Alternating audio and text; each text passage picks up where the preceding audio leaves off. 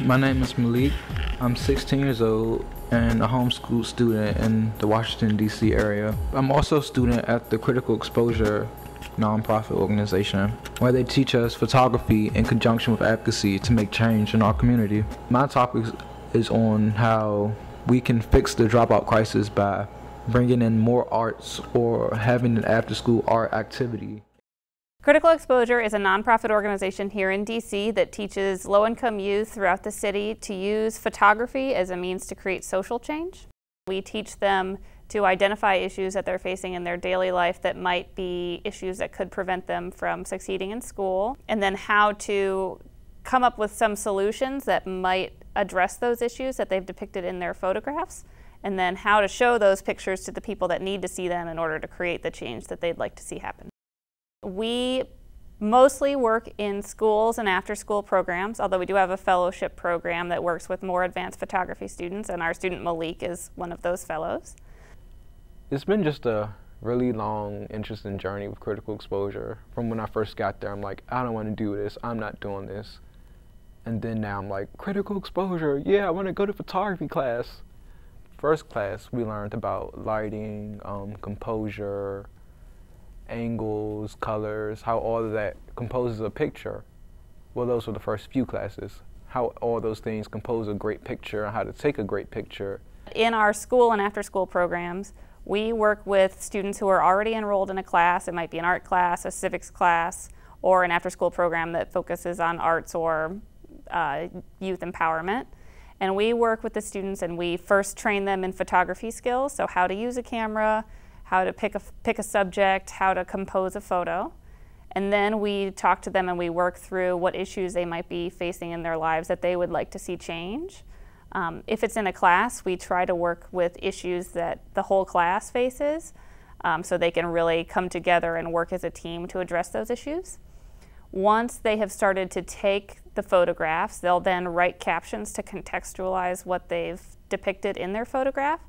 And sometimes the writing will be very simple. This is a photo of the door of my front door of my school, I can't go in or out of it.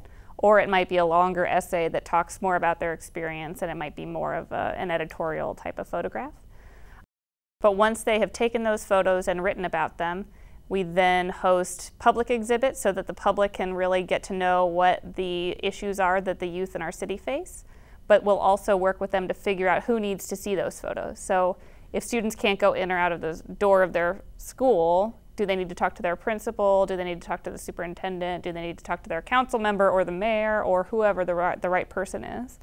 And how to set up a meeting with that person, show them their photos, talk to them about their experience, propose some solutions, and hold that person responsible for making the changes that they need to succeed in school. I feel like as young adults with little outlet to express ourselves outside of school, we're in school so many hours of our lives. Why shouldn't we be able to express ourselves more through things we enjoy, like art or drawing or photography or video making, like just anything to let our voices be heard or let ourselves explore who we are. I think the root of the problem is how our society values education. We don't value it enough. I feel like I became a lot more engaged in high school because of my participation in extracurricular activities. A lot of the students that we work with have, in their school, really struggled with some of the more formal educational experiences. They might not like writing essays, they might not like their math class, but they have a lot to say and they're really engaged in their school, or they would like to be engaged in their school. They just haven't found the right method to do it. And photography is really a medium that students respond to very strongly. Photography is really something that they latch onto. Imagery is something that is really intrinsic in a lot of our students. We have also worked with a lot of students who have previously dropped out of schools and returned, or are in alternative schools for various reasons, reasons where maybe they struggled in another school or another school's policies weren't really a right fit for them. And they have a lot to say about their educational system, and they have a lot to say about the fact that they want to succeed in school, but there are a lot of reasons why the system is set up that they can't really do it.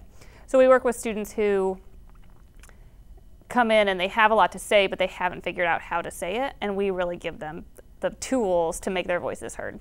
For a lot of students, it starts out learning photography, and by the end of the program, they've really created a change that they can hold to be their own accomplishments.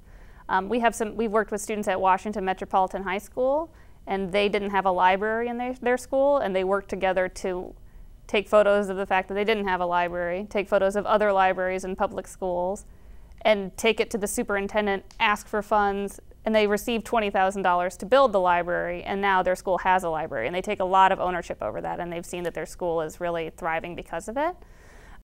And so our students really come out of our program feeling like they have the power to get the things that they need. They don't have to wait for an adult to come in and grant them the good fortune of getting resources. They know that they have the capacity and the ability and the power to get what they need to succeed in school. In 5 or 10 years, I feel like we'll really be working with more and more youth to empower them to create change through photography.